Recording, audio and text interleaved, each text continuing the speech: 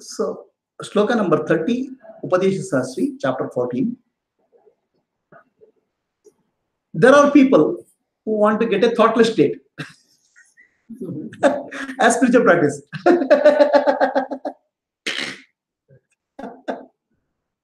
Okay, there are yogis who do years and years of sadhana to get a state of thoughtlessness. Okay, it has no value whether thoughts are there or thoughts are not there, whether body is there or body is not there, whether mind is there or mind is not there. Atma is always free. Nothing has happened to the Atma. This has to be understood with jnana, clarity. What is the point of struggling? Okay, then actually there are people who claim that you attain a thoughtless state after 10 years of practice or 10 years of practice, that very hard practice is required.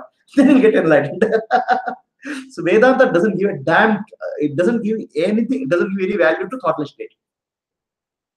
Whether thoughts are there, thoughts are not there. Whether body is there, body is not there. Okay? What is required is whether you have understood what is Atma and what is not Atma, Anatma. What is Anatma? What is Satya and Mithya? Never you don't have to remove shadow. The entire teaching that you have to drop the ego is also false. Because the ego is Mithya. And you can see it's changing. You are the seer, not the seen. So what is the point of throwing out the shadow? What is the point of chasing the shadow? Let it be there, no? So Vedanta teaching, please understand, is the Vedanta doesn't say you have to attain thoughtless state. Actually, thoughtless state is typically is a teaching of yoga. Yoga chittavritti nirodha. So many people get misled by that teaching. So I have to make my mind thoughtless. Not required. Vedanta teaching is very simple.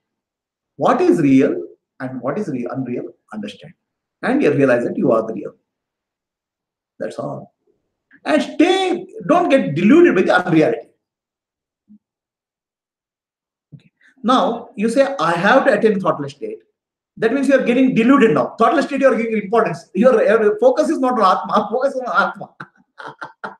I have to drop the ego. What is the focus? Focus is not Atma, focus is the ego. Focus is the shadow.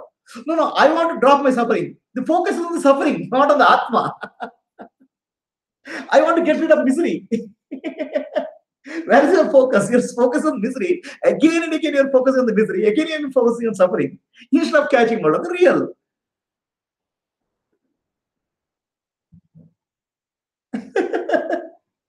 Can't you understand this simple difference? What is your focus? I want to get rid of shadow. The shadow can never be got rid of. Okay? Shadow doesn't do anything, poor fellow. It is there. So Vedanta says you don't have to get rid of ego. Understand the falsehood of ego, mithya nature of ego. Vedanta doesn't say you have to get rid of body. You have to get rid of mind. Understand mithya nature of that. So entire teaching of our Vedanta is to understand mithya and satya. That discrimination is called viveka. Atma, anatma viveka, nitya, anitya viveka. With that, you sharpen your intellect and live moment to moment in reality. Never chase shadows. Shadows are ghosts. Oh, my life is miserable. I want to get rid of misery. It will not lead you anywhere. Understand misery as mithya. And satya is I, reality. So then you will become free. Why are you after mithya? Please tell me. Hold on to satya. The mithya will get dropped by itself. Is it not simple? What is complex about it? It's so simple, so straightforward teaching. Your mind is so complicated that you are taking the teaching and twisting it to your advantage, twisting it to your mental conditions.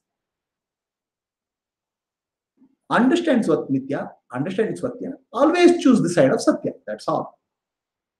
And in Purana, this is told in the form of some stories. To give you an example, some illustration. Krishna was sleeping, and Arjuna and Duryodhana go and want to meet the Krishna, so that they want to invite Krishna for their Krishna to be on their side for the Mahabharata war. Duryodhana wants to sit at the head of Arjuna, Krishna.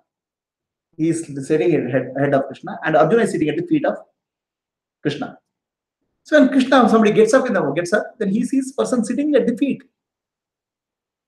Okay, Arjuna. So he says, "What do you want?" Arjuna says, "You have to be with me." Duryodhana says, "I want your army." See, this story is told you to give an illustration of choosing. When you say, "I want army, I want power," then you are choosing not the truth. Krishna is the truth. Consciousness is the truth. Moment to moment, you choose the consciousness is the truth. That's all. You are choosing power, position as truth. Power and position. That's where you become Duryodhana. The story of Arjuna and Duryodhana is your own story. Krishna is the consciousness. Wait. So, there's no change in any point of time in the Atma. Waking state, dreaming state, deep sleep state, coma, body is there, body is not there. Nothing happens to Atma. As the rope, a snake is seen in the rope, but the snake doesn't affect the rope. Similarly, the body is seen in Atma, but body doesn't affect Atma. The mind is seen in Atma, mind doesn't affect Atma. Buddhi is seen in Atma, Buddhi doesn't affect Atma. Why are you saying, "I am miserable, I am sorry"? Actually, the moment you say, I, superimposing all these things on I, then you are creating misery for yourself. Understand, I has nothing to do with this. These are all appearances. These are movie.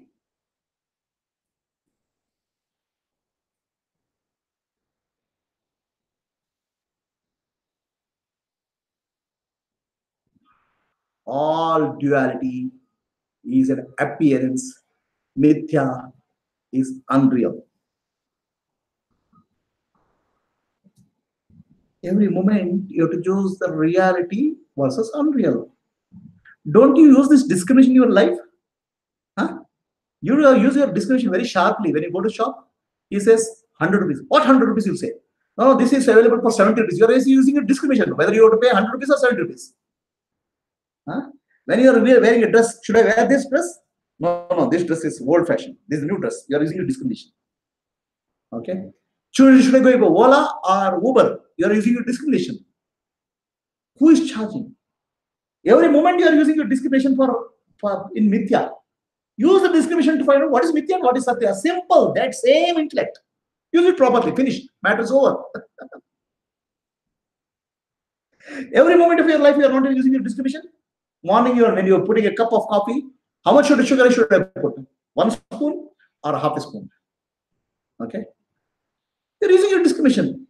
Newspaper when you're reading, which headlines should I read? Which headlines should I not read? You're using your discrimination. Discrimination you're using every moment in the Mithya Prapancha. Use that discrimination between Mithya and Satya. Your life will be beautiful.